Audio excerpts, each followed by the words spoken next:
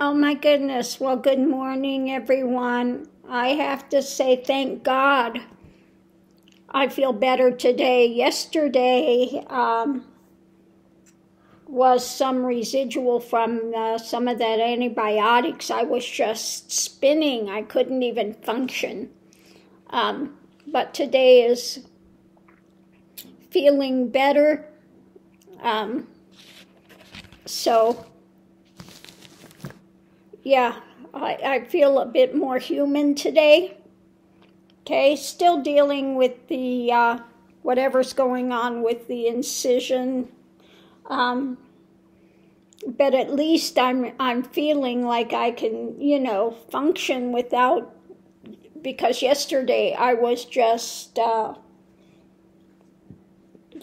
get from one room to the other room and lay down was a bit of a challenge. So, thank God, today I'm feeling more grounded. So, yeah, I'm gonna look and see what's going on YouTube. I just saw a thing yesterday. Trump posted the thing about some new Reich. I mean, really, he thinks he's a second Hitler. I'm just, so I'll probably pull some cards on that in just a little while, but I want to take a little bit this morning to, get situated and things. So we'll see. We'll see what's happening. Now, last evening, I finally took a bit of a bath. All this time, I've been waiting, and I know my incision is healed up enough that, I'm okay to get in the bath. I don't have any kind of open spots or anything. And bath, and I usually take Epsom salt baths all the time, so that felt good to finally get in a little bit. Now, I didn't have a full tub. I had limited water in there, but it still felt so good. It felt so good to finally be in a bath. Now they did have me on Cipro and Flagyl before, and I think that it affected some of my tendons, and there have been people that have taken that and wound up where they couldn't walk. Just horrible. But my one leg still feels as if it is totally swollen. You know when it's so swollen you can't put your shoe on after surgery? And you can barely move your foot? That's what it still feels like that. And all of the swelling, everything's down. So I think that Cipro did damage some of the tendons in that foot. Now, I have been really working at it, moving it, and trying to stretch those. And so it's feeling a little bit better today, this morning.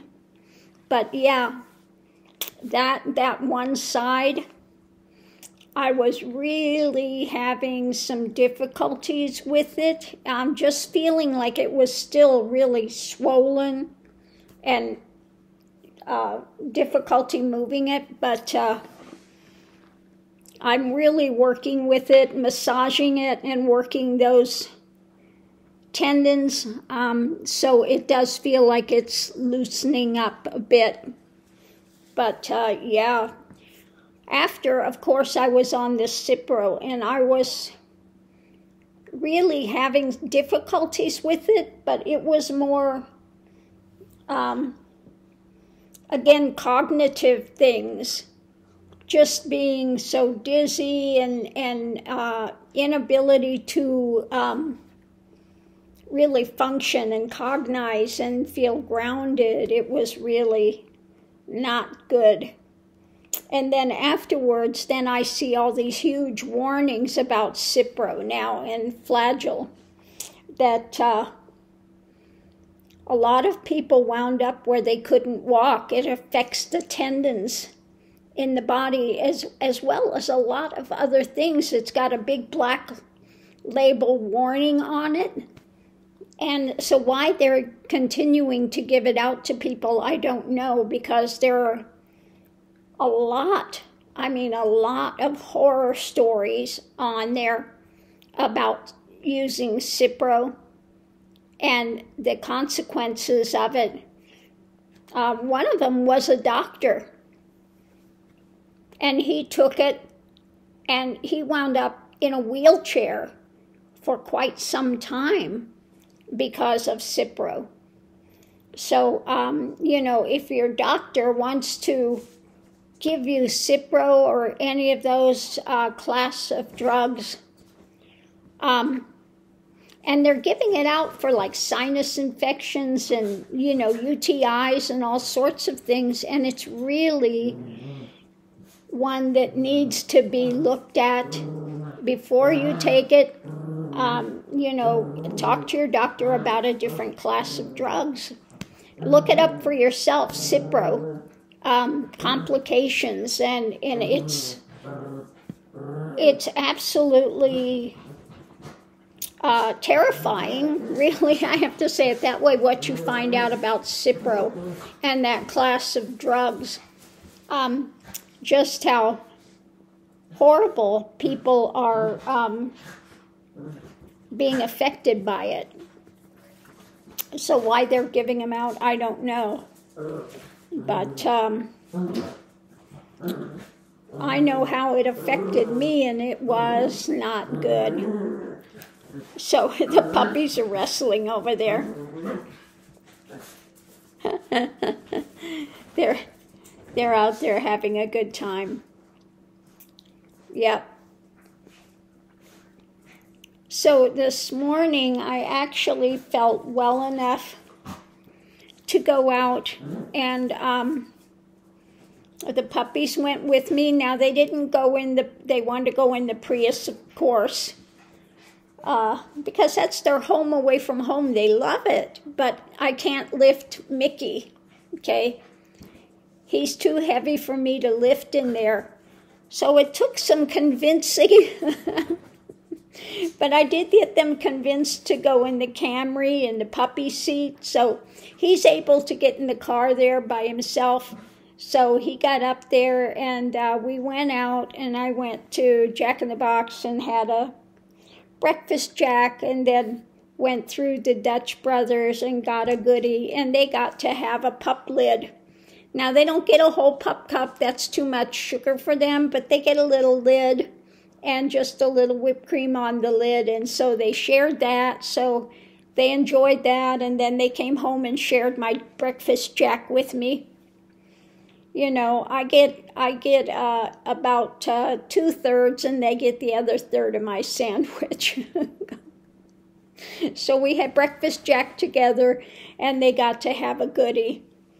And so they're all, happy puppies this morning. Now, they'd rather be out in the Prius, which I don't blame them, but that's not happening. Again, I'm not to the point where I can lift him up yet. It's, they said you should have at least 6 weeks before you can lift, as heavy as what he is and stuff. But I was able to get them to go in the Camry, in the puppy seat by themselves. And so, they did have a little bit of an outing today. It did feel good to be able to have a little bit of an outing. So, that part's good. So anyway, that's what's going on today. I do feel better today for the fact that I'm not, in La La Land dizzy, and just feeling yesterday, I just felt so horrid. Okay, I couldn't even carry on a conversation. I was just, all I wanted to do was crawl into the bed and just stay there. It was just residual stuff from the antibiotics that just were knocking me. So yeah, I just wanted to put out there that today I do feel a bit better. You know, this is still tender. It's still, you know, waiting to see what they say at wound care. I get to go there on Thursday, finally. So we'll see what they have to say. Yesterday I had called that home health thing and say, whatever happened to the supplies that you had supposedly ordered for me that never came? And I've heard nothing back, of course. So thank God I did get on Amazon and I did order some supplies, and so hopefully, you know, I have enough to kind of last me until I can get the VA to order the supplies that I need to have. We'll see. I need to, again, try to get a hold of my primary care physician today. I think I'll just send her a message because her nurse never got back to me yesterday. Here's who you call. Here's the extension. If you need something, get a hold of me. And then you get crickets. Yeah, so that didn't work. So I'll have to send a message to the doctor directly because otherwise, you know, the system they give you is just bupkis. It's all hot air. You know, so I'll do that today and just send her a message and say, look, what number do you want? Do you want, I don't know who you order it through. You want the number from the supply, from the company directly, or are you ordering through Medicare and Medicaid, and then they have a different number that you have to order by? So what number do you want? Do you want Medicare numbers, or do you want the number of the item from the manufacturer? So I'll see if I can get an answer. Now, one thing I have to say for those that are doing ostomies, I wish I could have a blend of the two, Hollister and Coloplast, because the Hollister really seems to, I've got the Hollister on today. I ran out of Coloplast stuff. And the Hollister does stay better. The adhesive things work better. But the thing I hate with Hollister is that it's a two-piece system, and then when you get gas in there, it's not releasing the gas. So you've got to be able to open it up and burp it and take out the gas. If you're wearing a dress, what are you going to do? You're going to go somewhere and lift your dress up and burp this thing, or you've got a great big huge balloon going under your dress. Lovely, isn't it? Yeah. So the Hollister seems to stay on better. Okay? But like I said, the one thing that I really dislike about it is that even though it does have a thing in there that's supposed to be a filter, it never works. I don't know if any of you that use ostomy, did you find that with Hollister, even though it's got supposedly the filter in there, it doesn't really release the gas. I haven't found that to be the case. I always have to wind up opening it and burping it, and you know. So if you could just get a blend between the two, the Hollister, the way that they have the appliance when you put it on, it holds better than the Coloplast, but as far as gas, it's not releasing, whereas the Coloplast, I haven't had any kind of issues with gas type things, that it doesn't inflate. That one works really well, but it doesn't hold as well on the skin, at least on my body, as does the Hollister. I don't know. Still trying to figure it out.